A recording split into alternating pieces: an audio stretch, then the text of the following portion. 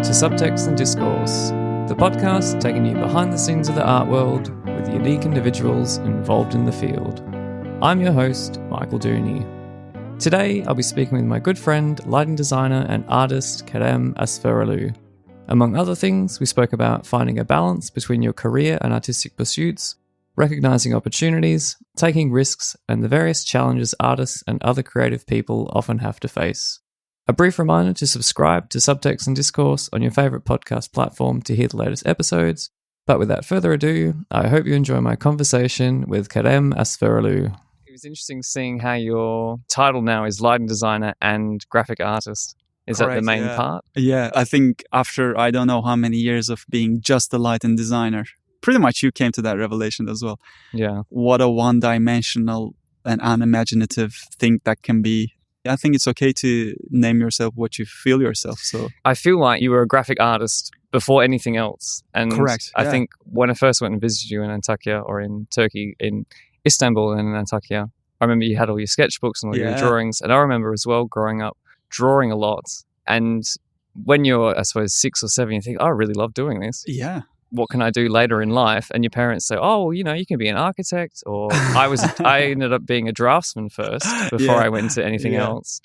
Did you have that same thing with your parents as well? It's like, well, you're really good at drawing.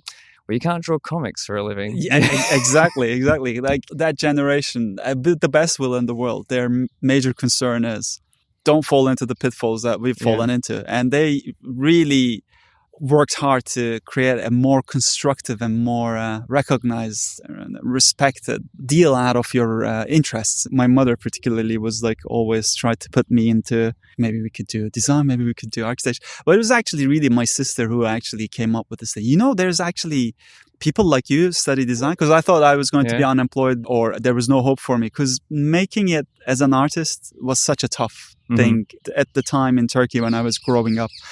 You know, you had to have endless will and resources to pursue something like that. But that took me, like, you know, my mom's effort to create something really constructive out of it. Really, it puts your interest and skills to test. And I think it's not a bad thing that you look at it from a more viable way rather than... I suppose I never had a full artist in me. I think I was always interested in an element of engineering and design to a certain degree. And I struggled to find a kind of striking balance between those. So like every progression path, it's never linear. So it was a zigzag bouncing on left and right. And I landed on now like graphic artist and lighting designer thing, because as much as I try to marry those things up, their DNA is different. And I'm okay with that. And I don't want to sacrifice and just call myself one thing. I can't think of anything that is more destructive than just saying, I'm just this. Yeah.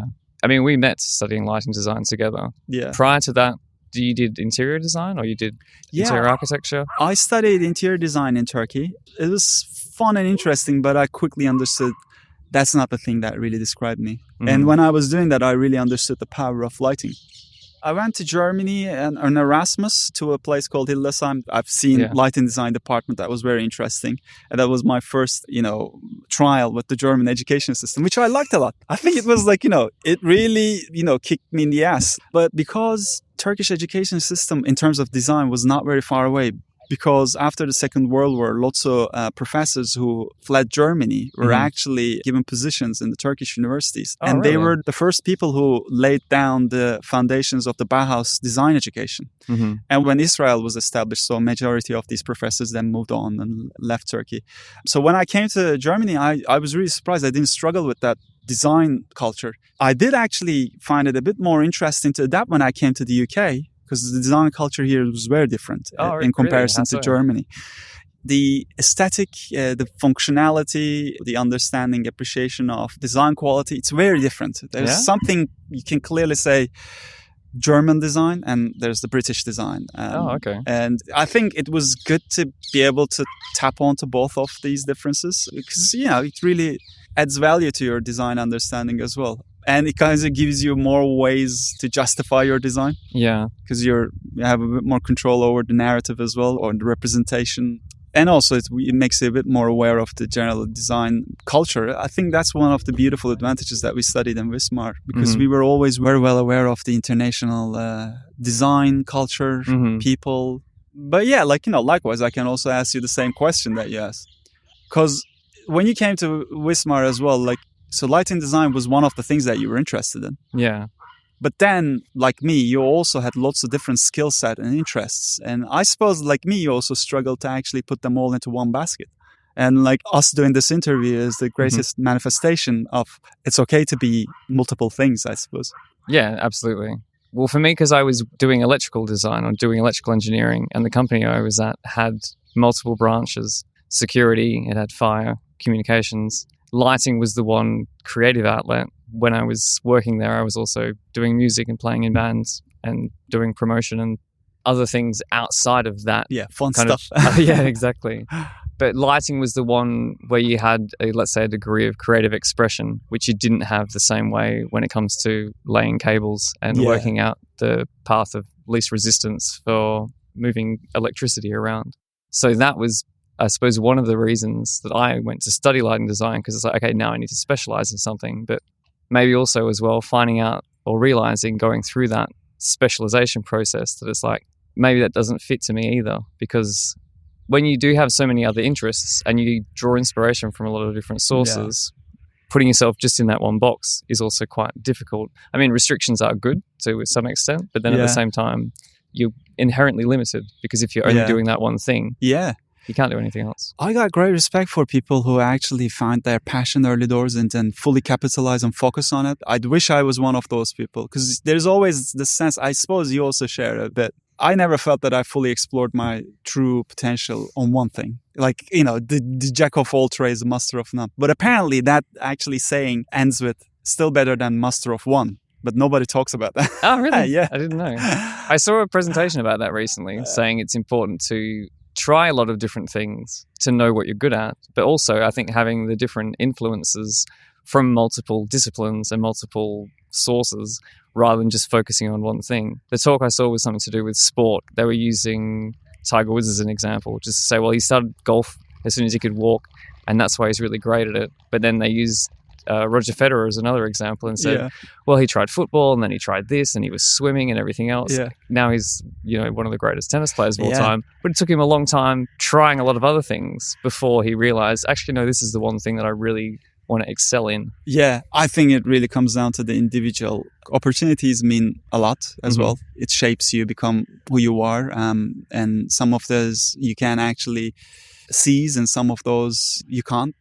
But I think being aware of what sort of opportunities you might aim for is number one question. But I totally believe that the individual composition of a person's interest is like the number one thing that, makes you who you are. Probably we were a bit more omni-interested people, had to deal with other stuff to actually find what's best for us. I can't really say that I'm still find the best thing. I don't feel like, established or accomplished in it. But the fun part is I'm still in the search. So I think it's the moment of death when you actually clearly know who you are, and that's it.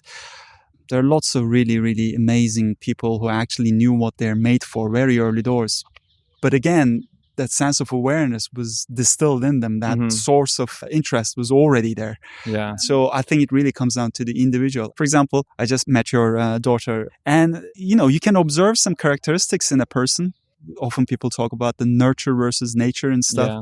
You can clearly see that there are some implanted qualities already there before you got involved, some of which you'll be able to influence and some of which you won't be. I believe that there's a certain characteristics that are already that we bring in as soon as we come to this planet. Yeah, definitely. I guess since being a parent and observing other children and then seeing them at such a young age and already witnessing their personalities and their characters come out, so much of that is already intrinsic. Like, you can't enforce a lot of those things on such a small individual because they can't take on that information yet. Like, they're already going to be a certain way. Like, if they're already going to be curious, or they're already going to be quiet, or they're already going to be loud by their nature. And it's just whatever else around them happens. Like, how you nurture that, I suppose, affects how they're going to be later on in life. Yeah, I think you got a certain element of influence, but a majority of that will be definitely defined by the individual. By the way, for the people who are wondering what's happening outside, we're actually sitting in Hyde Park in London at the moment, and there's a serious bird population here, including parakeets. So what you were hearing was just basically us being terrorized by them. Hopefully they don't shit on us. We're on a bench, like, underneath some trees, but just giving you some context. Bringing it back to being a graphic artist and your path through Wismar to go to lighting, because you didn't stay in Germany to work. You left Germany to come to the UK. Briefly, I actually worked in Germany for a while, and I really wasn't interested in leaving. Mm-hmm. Like, I was thinking Germany, I could see myself living in there. Like, by that point, I've already changed 1 degree. I've done my military service and etc. and stuff. I was thinking like, okay, I just need to get my shit together and just basically do something. Masters was, a big decision that we ended up in Wismar. And again, in terms of influences, I think one of the the most appreciated qualities of Wismar in Germany when we studied there was actually meeting up with you guys. I never met such a cool group of people, and still, like, as we are meeting, like, still we're keeping those relationships. I didn't have that in my bachelor's or my previous education years. And by the time you come to that degree, I think master's was the only time that actually I took a clear decision about where I want to take my life. Before that, just drifting like a plastic, bag in the wind, and a bit more wild than that. But, and I actually really fed a lot from the interests and the culture of people that I met, and that also influenced. I think, I became a bit more internationally aware. To this day, I really feel like, a person who's been living in London about 11 years or so, I still have a somewhat good international and global awareness through all these people I met, and, understanding, tapping onto the political situations and stuff, made me a better individual, first thing. When I came to London, I there was one practice that I really wanted to work for. And when they said, okay, we'll deal with your visa and stuff, that was a big move, because coming to UK is a bit challenging for, foreign people. I'll have to say that, like, even before Brexit, coming to this island has always been tough, where Germany, I feel like Europe or Schengen countries are a bit more tailored and interested in the foreign workforce. But yeah, like, I worked for a practice for about 7-8 years, which contributed a lot to my vision and personality.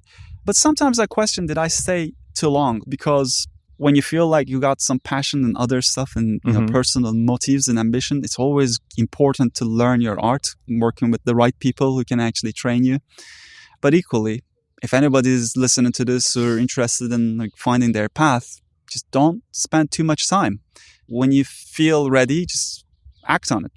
But before going that, I wanted to also ask you, because we were talking about being the master of lots of different trades. You went through a quite different path than anybody else. You were a lighting designer, then you moved on to having your art gallery. Now you're producing podcasts. You've always a person of various interests that was impossible to combine under one title. Yeah. Did you feel like you're content with the way things turn out, or it could have worked differently? I think yes. Before Chris and I left to come and meet up with you, we were saying how we've had, let's say, similar journeys to get to the point that we want to be at. Obviously, it was difficult going through a lot of things, and even getting to the different points where you do question, do I want to stay in the position that I'm in or make a change to do something different? I think also just starting again is really hard. For me, I guess going from doing drafting, electrical consulting, then specializing in lighting, that was sort of like a 10-year, 15-year journey to think, okay, well, this is what I want to work towards. Yeah. And then when you get to that point and then realize, maybe this isn't really what I want to keep doing. Like, that's really hard. Then just to abandon that and to let that go. Yeah. I mean, obviously, it's from a really privileged position. It's like, yes, it was a struggle to get to that point, but even to be in the position where you can afford to quit and to try something different and to make a move, that's not something that a lot of people have the chance or the opportunity to do. Yeah. I mean, the transition over the previous 10 years, going from lighting to running the gallery, being more involved with the art world, having a podcast parallel, the kind of independent freelance life, you kind of forget the full-time life at a company. Yeah. The stability and everything else, the paycheck and all of those things, they come at the cost of your independence and freedom to decide 100%. Things for yourself. And it's a trade-off between what's more important to me and what decisions am I able to make.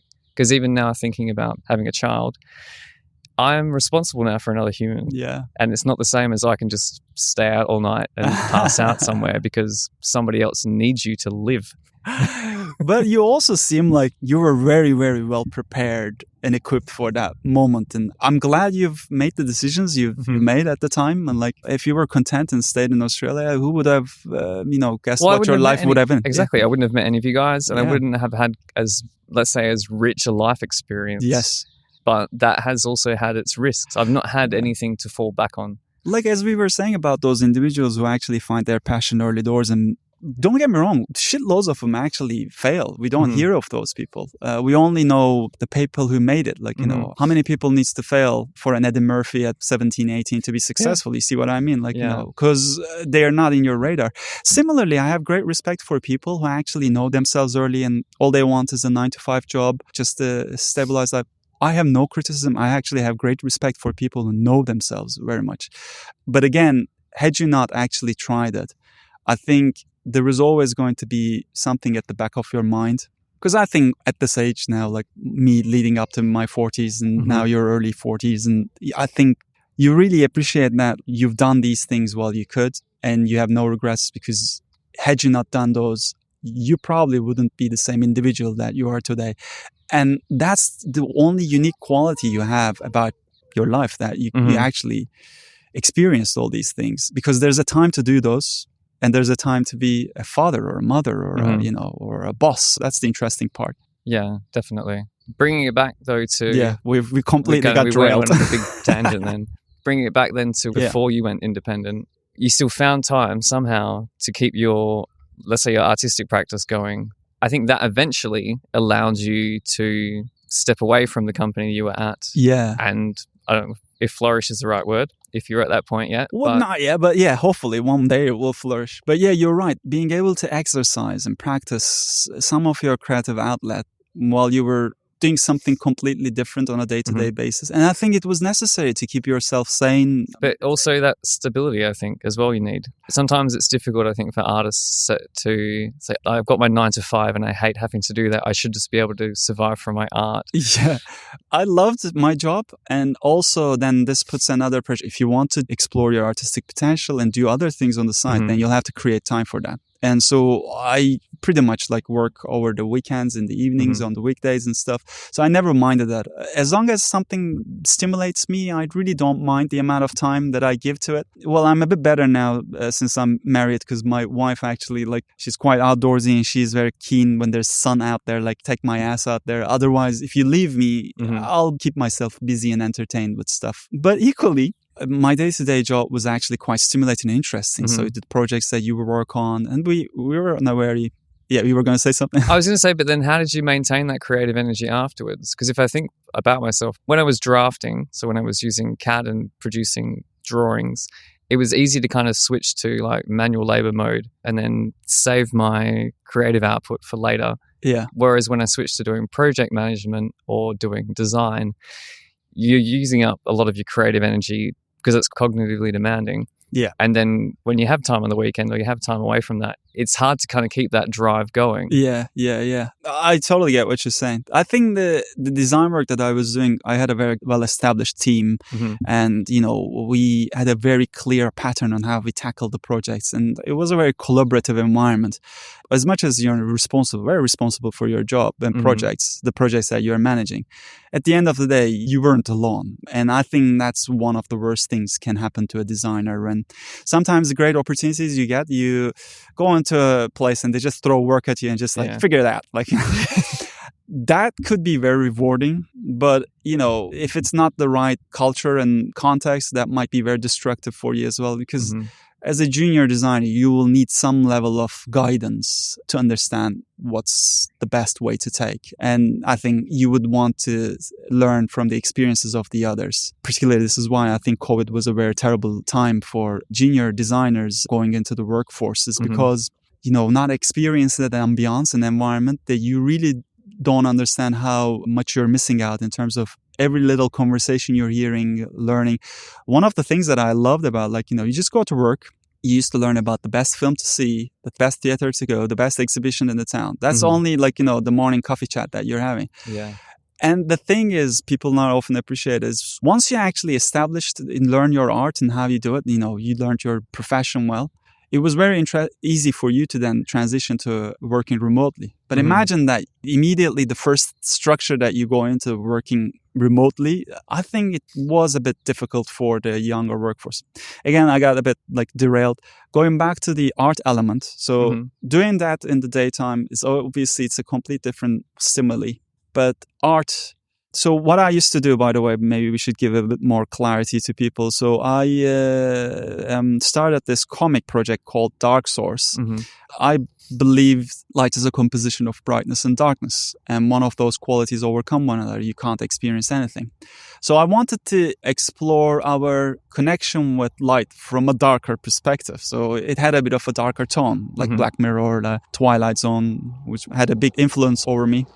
So the arts project became a very, very important part of that meditation that, like, as you said, you know, you left your drafts work and switch off to something else. You need to change the settings every now and then. And you can't keep doing the same thing over and over again. And I think it might get tedious and blinding after a while and also exhausting. Yeah. So it was very important to switch off to some different task, doing completely different stuff, because the comics or the graphic art has a complete different way of narrative, storytelling, communication, interaction, engagement. Design to me is very well defined. You need to know how you're going to channel or create the image in a person's mind. It's about conveying what they're getting in a very clear terms. Art is a bit more fluid. You know, it's about what the viewer wants to take or what they will take from it. So it's not great to be very prescriptive, I suppose. Yeah. Because they were published in a magazine every month, weren't they? Yeah, every 2 months they were released in a magazine, and I've done that for about 6-7 years. That happens to be the lucky number. I don't know, like 7 years. They say, like, you know, every cell in your body is completely replenished, rejuvenated. So I don't wonder if, like, you know, have a complete different change of course of action. But it was a long dedication. It was fun. I was surprised the magazine wanted to even feature stories of this kind, you know, but they saw the merit in it. And sometimes you need the platform to be on board with that kind of thing. It's everything you do, design, art, it's a collaboration. Like, you know, these guys giving you the chances also, like, you know, and also not censoring you or, like, you know, giving you full freedom and being supportive really was actually a really great journey. And that allowed me to put all these concepts out there and test how people are responding. And I thought, like, you know, it's not always fun and games. You know, sometimes you find yourself, oh, I got a deadline. I haven't even thought of that. But that push, that kick in the ass, it has always been so important to me, actually get things done. And I still struggle when I work on jobs where they give you free reign and, like, you know, there's no deadline. Don't tell this to me. Give me a deadline, man. Like, that's worse for me. But it's interesting, I think, how the graphic stories opened up so many other new opportunities for you, which I don't know if you would have expected them. Because even when I was looking at what else you did since then, outside of being a lighting designer, that has opened up a whole new realm of being almost like an activist for darkness and working with different communities. Yeah, very true. And I think exploring a theme or also doing something new, it kind of pushes you to, you know, once you break that taboo, it becomes very easy to keep doing. For example, COVID made us all, I felt very anxious going out to the city center or taking the tube or, like, you know, the train somewhere. But once you do that, like, once, and just, like, you quickly go back to the way things are, like, you know, it just basically reassures it's okay. And that, therefore, that arts project was very important to sometimes make a statement and see how people respond to it. And that kind of build up a level of confidence talking about what you want to talk about. And exploring the theme of darkness in several stories in different artistic styles made me always curious about what about if I do this and what about if I do that, and started, you know, paving the road towards the practice that I would like to have in the future. Like the comics, now my lighting design practice, which is more focused on environmentally friendly lighting or dark skies lighting. It's actually really focused on environmental and social aspect rather than visual aspect. Because I think, like moths, we've been obsessed with the visual quite a bit, and we kind of forgot what else design or lighting actually should represent. You know, design for the community, design for the environment. Was that maybe one of the main catalysts for you to think, I'll now decide to go out on my own? Was it this sort of shift towards the more social engagement, environmental projects, even working with different communities? Yeah. Yeah. I think there's a certain element of there's definitely exploring themes allowed me to sculpt this path, but equally also, I have to be honest, I always at one point wanted to do my thing. I didn't know what that thing is. I still don't know. I can't really define it in a very simplistic term because I feel like it's always in the flux. It's always ever changing. But I have to say, it was not always like, smooth sailing. There's been times where my artistic ambitions came into a level that I actually started getting some recognition. There was times that I had to have a difficult conversation with my bosses because they were like questioning about my integrity and loyalty. Yeah. And, at one point, one of my bosses also said, like, I totally think that one day you'll be doing your own thing. This is one of the greatest compliments and greatest concerns you can hear from your boss, because this means sooner or later you're going to leave us. But the thing is, you have to also appreciate if you have any doubt in yourself in terms of like, as we were saying, had I done this, what would have happened? I always knew at one point I was going to do something. And had the system that I was a part of could facilitate that, I would have definitely considered actually exploring that path. But having done it, I have no regrets in the sense of I don't think I've fully explored my potential and found the perfect condition and the path for myself. But I'm glad that I'm actually putting myself outside of the safety zone. Is so important, as you were saying, like, you can only do it at certain times and, there's a certain bracket, and soon enough, there'll be a moment where other responsibilities will be at risk, so you can't really do it. So doing it at a time where you still have a bit of passion for it, a bit more youth that enables you to, like, dedicate yourself was very important. But yeah, it wasn't a smooth sailing, linear path of progression and everything worked out that way. It's a bit of a challenge. When you want to change things, like, you can't cure cancer with wishful thinking. You have to have a drastic action. Otherwise, it's not going to happen. And I equally feel that you've done it multiple times. And this is why I have great respect for what you've done.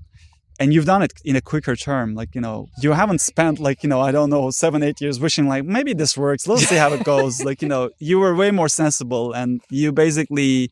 I don't know if sensible is the word. Other people could say more reckless by just deciding, I'm going to do this now. No, you're not a reckless guy. You were very clever about it, I think. Oh, thanks for that. I appreciate it. Let me think then. So you've gone from doing graphic art to now establishing your own design office. Yeah.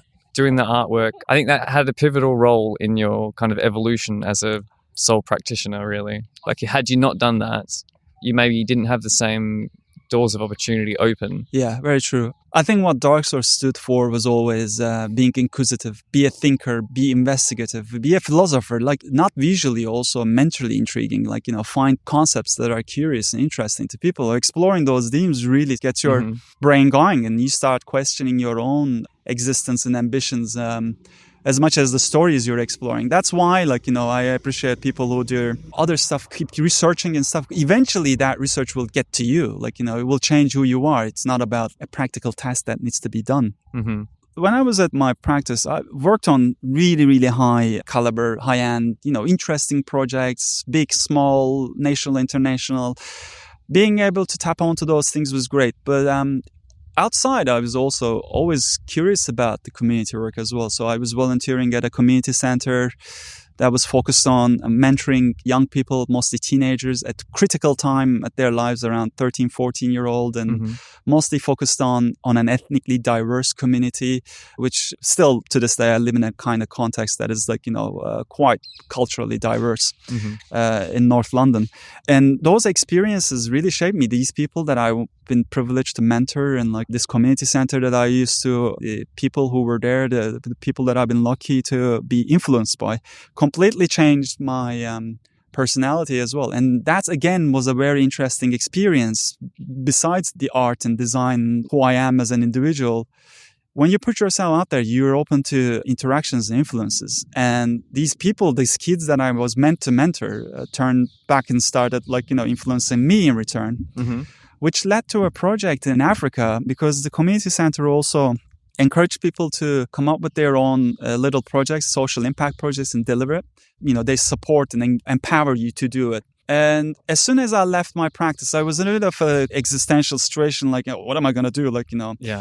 am I going to do a game up to that level of, I'm just going to do high end stuff? I'm Mr. Nobody. Even if I was just an employee, even if I was managing projects and stuff. And also as an immigrant is a complete different game. Yeah. And when I went to Gambia with the help of this community center, we worked together and did a project called The Vessel. And we trained about 40 local electricians about solar lighting, and then work together to install that at a 24/7 accessible community library, because kids have no place to study there. When they're living with their families, people live in bigger families and compounds. They have family tasks. There's no time for studying, really. You have responsibilities. This place was established by a young gentleman who was a member of the community, and he was looking for the funding, getting the books, and the community center was also helping him, sending him stuff that he needs from London. It was a very, very heartwarming and very strong, collaborative work to transform the circumstances of a community. Really, changed my thinking. I was really impressed by the small project that was. Maybe the funds that we raised was about £1,300 for covering everything, including the travel. That was it. Wow. And the amount of lives it's changed and touched. It was amazing working with these electricians. They were so sharp, so on the ball. Again, coming back to the opportunities, nobody ever came to them with this thing called lighting design. Suddenly I could do that. I can brand it this way. And you're giving them ideas. And then they started influencing me in many ways and seeing how I could actually work with the community in this way. Because as much as you'd wish all the charities, for example, charity business is a big business in the UK. You'd wish that everybody works in that way, in this grassroots. You go to the community and work with them. I don't think really anybody does it in that manner. And that work was so influential in the sense of, as soon as we've installed the lighting and we've changed the whole experience of that place and completely eliminated all the running costs, the transition was as quick as just switching the light switch, that immediately they were working and and we realized that on the last night when we were doing some photography, just basically the project is finished, the kids didn't even notice. Obviously they see that it's much more well-lit environment and stuff. It's looking nice ambiance to be in. And we stepped out and realized the power had gone out in town. Oh, really? And they did not even notice. And that was, to me, this is how quickly design changed lives. Yeah. And of all these years I've been a designer, I've never got a sharper and greater lesson ever in my life. And that completely transformed me. Not only that I would actually uphold, the well-being of the environment in my own job, promoting the importance of darkness, not only for us, but the well-being of the planet, biodiversity, etc. Communities' well-being will be very, very important to me as well. So the DNA of that change and shift happened there to me. But I was going to ask you your experience as an immigrant in Germany. And for all these things, we have to give some context to people because we're internationals at the end of the day. And I think that's a massive part of this journey as well. And I was always curious because Germany is not known to be one of the easiest places to make it. Yet you never surrendered. How do you mean in the sense of establishing yourself in a place or working? Honest, you staying in Perth or in Australia someplace doing all this stuff, for example, and if you wanted to. I imagine it would be different circumstances and opportunities because it takes a certain dedication to do it at a place where you are not from. Absolutely, yeah. I would say it's inherently more difficult, but I think there's also, looking at this in a half glass full kind of way, sometimes things that would ordinarily be disadvantages can sometimes give you an edge. Maybe when I was working in offices and doing lighting and things like that, because it's more of a more conservative environment, it's maybe a bit more difficult. But I think within the art world and in the kind of more freelance context, being the Australian guy that speaks German is a bit of a novelty for people. I can imagine that, yeah. And definitely with having the gallery then, because it is quite cosmopolitan anyway, it is a very sort of an international environment and people want unique things. And it's oh, do you know Michael? He's from Australia, but he lives in Berlin and he's doing whatever else that he's doing. And you're like, that's an individual person that stands out from all of the other people. He's not one of the other Berlin galleries that's German. Yeah. Like you have that. It's a bird with the colorful feathers. It's a different bird. I think it is, yeah. And I think like that's in many respects can make it more difficult because like, oh, I'm being treated differently, or I'm looked at differently, or I'm not taken as seriously because I'm a foreigner, or because my German isn't quite as good, or because I'm from somewhere else, or I don't have whatever pedigree from my school and everything. But it's, I think a lot of the time how you carry yourself with that, I think also has an impact with it. I mean, I'm trying to think of other examples. But surely it must have also produced, as much as it produced this opportunity, it must have also caused lots of challenges at the same time as well. Yeah, definitely. I think bureaucratically, it causes a lot of challenges when you need to do anything. And I think for a long time, maybe I was in the kind of advantageous position of having a British passport. So I was, in inverted quotes, European. And that gave me a lot of kind of freedom to move around. And like my wife's she's just Australian. Like she's one of the commoners. Yeah, she only has a single nationality. Yeah. And yeah, obviously there's a lot more paperwork and a lot of things to go through. And you would have experienced that coming to the UK. Oh man, it's tough. Yeah. You know, you got to kind of prove that you're allowed to be here and why are you here and how long are you going to stay for. Absolutely. And like moment of truth, maybe I would not have stayed in my previous job that long. Although I was really content and happy.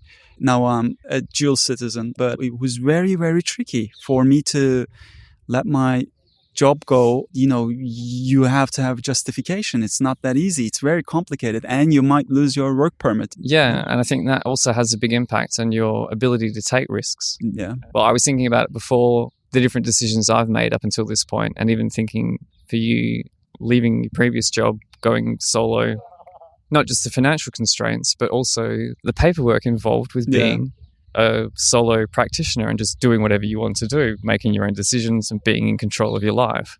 Like that's not something that's afforded to most people. And even when you've reached the point where you can do that, it's still a risk. Like you know, it's like, okay, I'll try this out and see if it works. And if it doesn't work, you're like, okay, now what? Now I have to go back and find another place that will take me in and help me because now I don't have that safety net that I built for myself. Yeah, absolutely. Or even that the safety net I have built, it's not that secure. Like it's kind of okay, but I have to be really, really careful still. Because if I fall too hard, I'll go straight through it. Yeah. Like, you know, all the times that I actually met you guys in Germany or wherever, like, you know, wherever we had the chance to have a group gathering, that was mostly done on 3 months or 6 months long Schengen visas that I had to always go to a consulate and apply. And like, you know, now I'm looking back, it's just basically that's crazy amount of work. And like, you don't even make much of it. But I suppose in contrast to you, me being an immigrant or a foreigner never have fully left me and still is a part of who I am. And I totally am with you in this sense of, you know, that having that confidence of certain persona, how you carry yourself is a very, it's not only for us, for any business or any person. Absolutely. It's a very important part of who you are.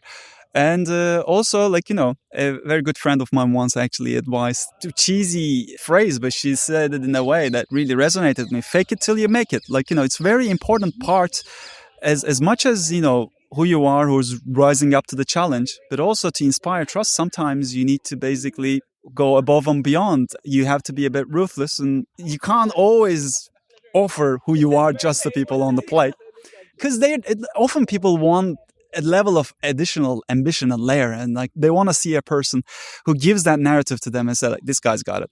Yeah, but I think as well because I've kind of changed my perception of the fake it till you make it just recently, because a lot of people think you have to, like, by faking it until you make it, you're being inauthentic and you're not being yourself to try to get to somewhere that you want to be. But I think as well, a lot of it is about our mindset and what we project. And let's say if you're not an outgoing person, if you fake that you're an outgoing person and you pretend that I'll try to be more outgoing and I'll do this, but after a while, even though you're faking it, eventually that will become second nature to you, and then you'll go from being a more reserved person to being a more outgoing person. And then you've essentially faked being outgoing. 100%. That happened as well. Like when you do that, so obviously my version of fake it till you make it is so conservative. Actually, like, you know, like, I mean, if you're another tea with milk person, you say to once, like, it's just like that kind of very, very low scale. But I found there's a certain element of, you have to condition your goals and aims to a certain way to bend it into that direction. You have to, as we were saying, you have to take an action towards some path, right? And sometimes you condition yourself to do something. That's also like, you know, you're actually visualizing, you're channeling your mind to something. And then soon enough, you might actually find, I don't know, some time down the line, oh, I was totally not that person. It's just basically that element of active will and pushing it to a certain way, maybe bending it, like, rather than completely faking it. Then you do become that person that you promised because you've learned to deal with that situation. I think it's about being true to yourself and true to the people that you're, you know, working with, that you deliver what you've promised is a very, very important part of that. Absolutely. And I think that's what can be confusing with the fake it till you make it for some people. Is just, you're not faking who you are intrinsically. If you're taking on a project or if you're doing something that you're not sure you'll be able to do, and you say, yeah, I can do that. And then you find a way that you can make sure that happens. So you're kind of overreaching, but that you can maybe enable more opportunities, or you can start to forge out the path that you want, I guess, sort of chipping away at the things that you need to get to that position. Yeah. And I think you have to do it in a certain way to level up. If you can't find your personal limit, then this means you got still, like, you know, a way to go, and the glass ceiling is not there. And I think you have to always push yourself to offer a little bit more, because I think, like, you know, I think there will be a moment, I think I will plateau. I'm not there yet because I haven't found my comfortable space yet.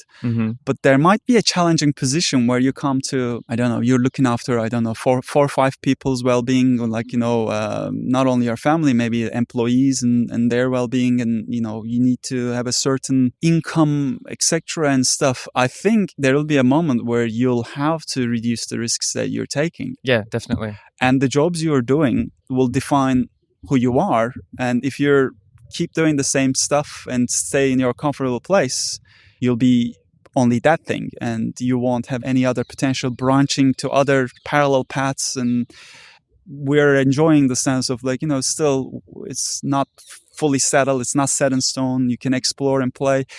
But even having that is an opportunity, because there will be a moment where you'll have to really, like, heavily capitalize on who you are and what your product is, I suppose, like, you know, and you'll have to be fierce. And, like, I've seen it with other people who actually got really good at what they do, and they get recognized, and, you know, it's artists, designers and stuff. People go to ask them for that thing. Yes. They don't want anything else. I saw that you can do it. I want that. And that person will also become very fierce about people copying their work, because if the clients are interested, if new people are coming to you, this means other creatives who don't clearly know what action path they would like to, they will see and your product works and what you do work, and they'll basically then start imitating you.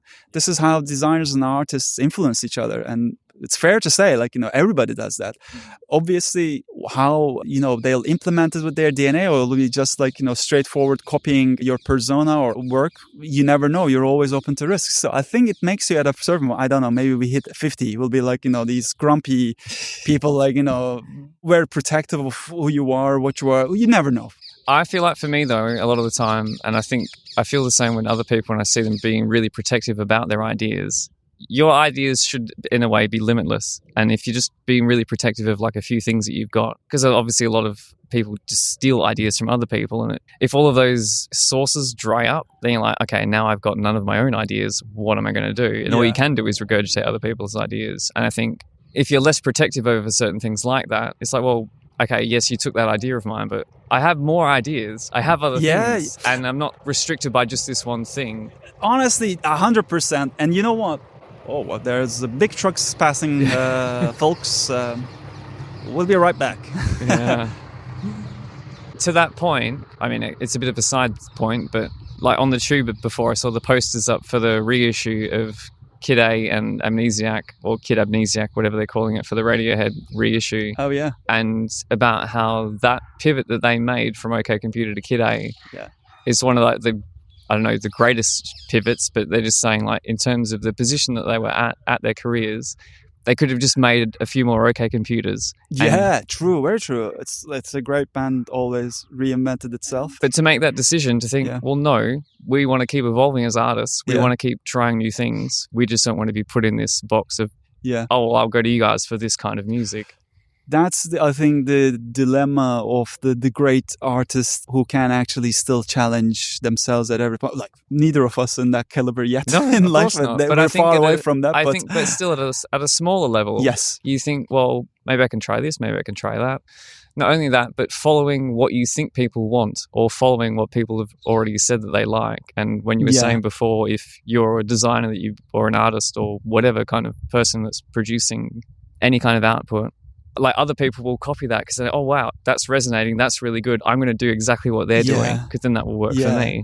That's the one of the biggest dangers of the growing, social media has been amazing and everything, but when you think about it, you have a very clear idea about which demographic you reach to, how frequently they listen to what, or what their likes and dislikes might be. The algorithms are so smart to make assumptions about what your life might be. Now you have a young father, you'll get nappy ads and stuff like that. And it might be just not because your phone is listening to you. It's just basically can establish a clear pattern. Because we're very predictable creatures at the end of the day. But yeah, you're right. If you're actually defined by your current likes, how are you going to be infected by the new stuff? And how the artists or the musicians and will look into things and... But to be honest, commercial success is a very important part of this business. So, for people investing lots of money in your business and art, they will want to know they'll be safe when you're taking risks. Well, they want a return on their investment. Yeah. We're in a very, very interesting point in time now. Like, do we get defined by what people want and crave? Do we take enough risks to find out what the next thing might be? Because sometimes mistakes are great because you actually learned what you don't want to do and what people don't respond to. Or you might just feel like, I'm glad that I've done it because it means a lot to me and I don't give a shit about what others... Because if you constantly care about what people think, that would take you in a darker path, I think. I hope you enjoyed my conversation with Kerem Asfuroglu. I know this was different from the usual art world, art market-focused interviews I've done in the past. That being said, I hope there were some interesting takeaways for artists and all creative people who do wonder how to find a balance between the idealized path and the reality most of us have to navigate. If you'd like to learn more about Kerem's work, you can find links to his website and social media in the show notes. And as always, I invite comments, questions, and feedback to both this and previous episodes of the show. That's all for now. Please be sure to follow, subscribe, or even leave a review of the podcast. Thanks again for tuning in. My name is Michael Dooney, and you've been listening to Subtext and Discourse.